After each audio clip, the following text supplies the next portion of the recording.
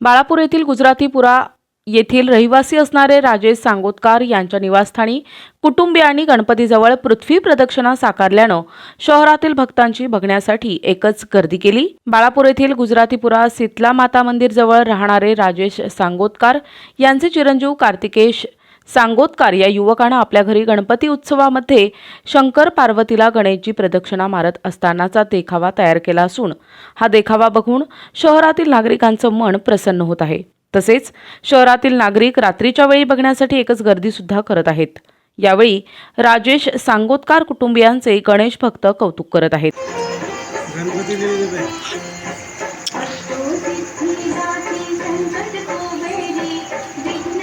shooting बघायला मग shooting पाहता